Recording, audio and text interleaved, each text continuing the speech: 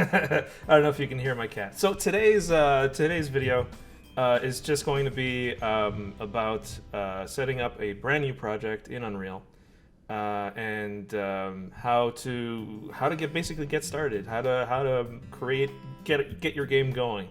And there was a couple people that mentioned they'd like to see that, so I figured I'd make a video. At the same time, you're going to see a little bit of Unreal 5. That's new to me too, so I've been using 4.26 and 4.27. Yes, little buddy.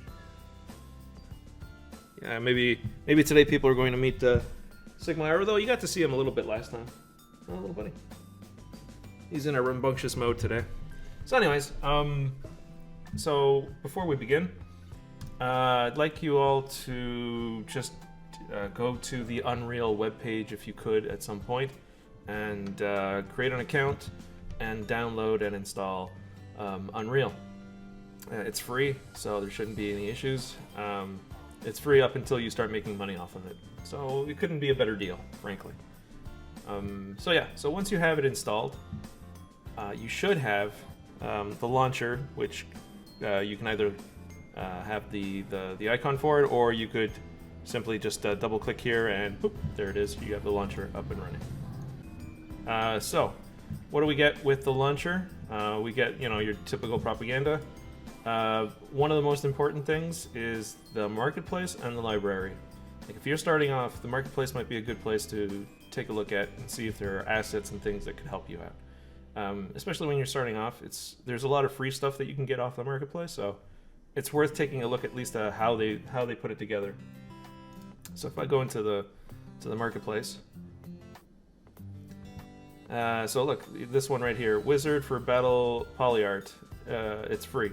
Just add it, it gets included into your account, and then from then on, it could be a good reference and so on. Now, a really quick word on the marketplace. The funny thing about the marketplace is that there's this stigma.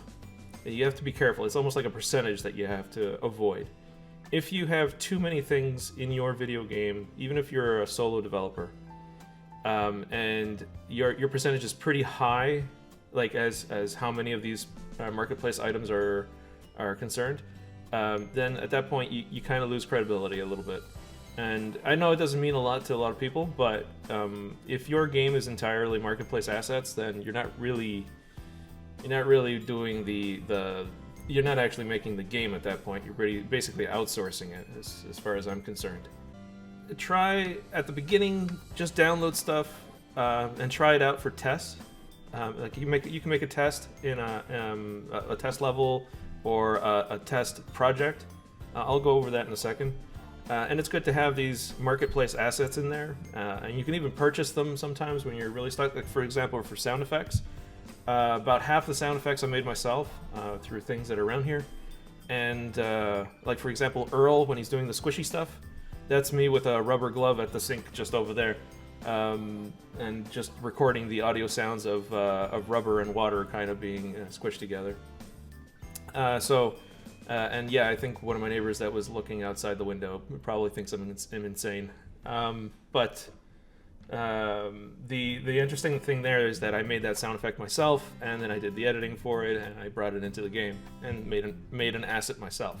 Okay, so the next thing is, once you've installed Unreal, you're going to want to install a version. Just click on this little plus button and go ahead and grab the version that you're looking for. In my case, I have 4.26.2.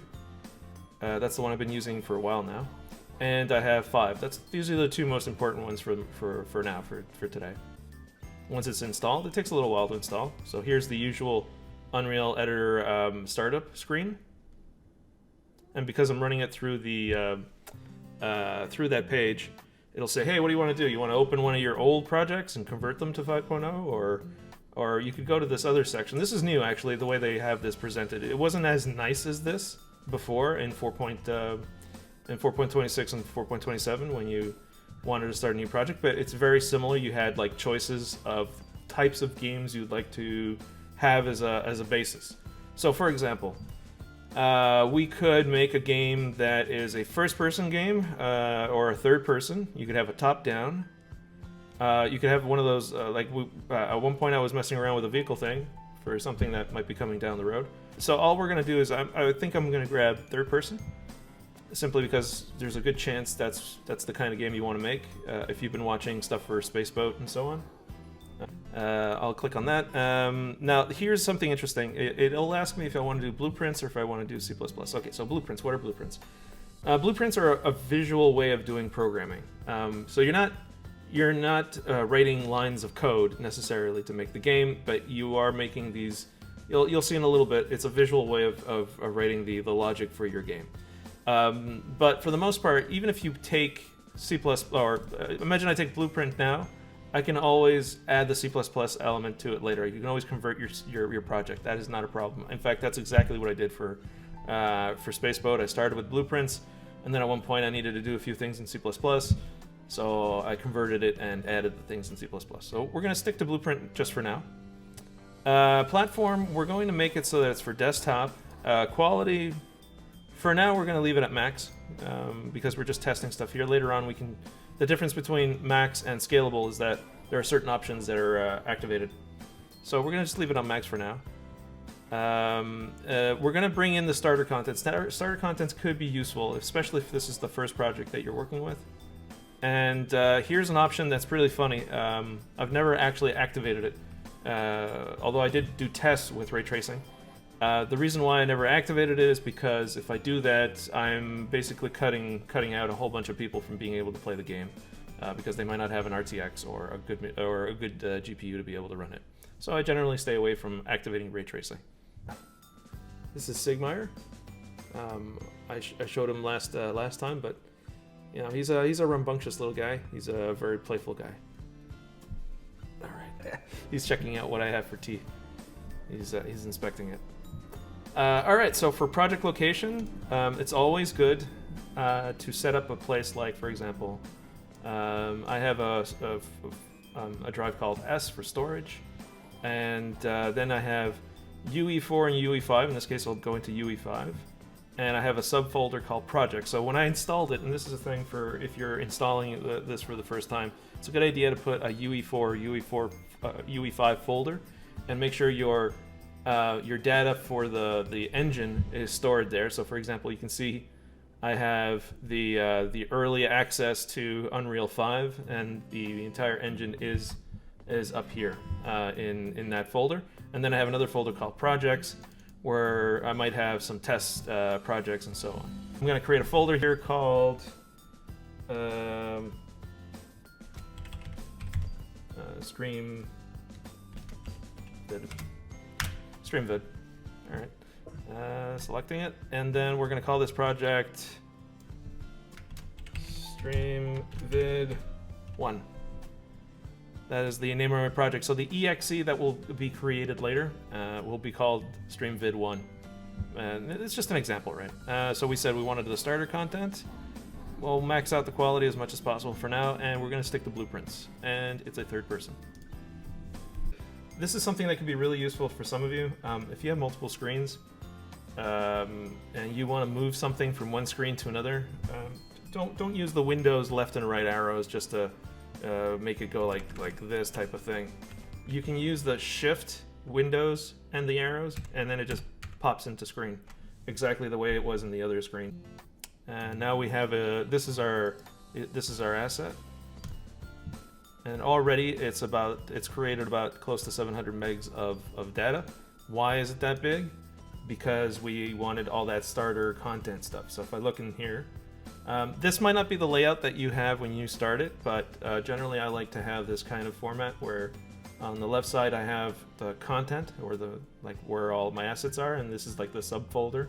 So when I click on here, it's just exploring my my project. Over here I usually have the details, and later on I have the world outliner. Nothing too exciting. World outliner is like everything that's in the current scene. So by default it created this scene where we have a character that we can control in third person, and we have a couple of boxes and a couple of things here. So every one of these objects can be clicked on, and you'll see that as I click on it, it will the world outliner tells me what that object is and if it's visible or not, and so on. So we've created a scene, So let's give it a shot. So I'm going to take out my controller. I'm going to turn it on.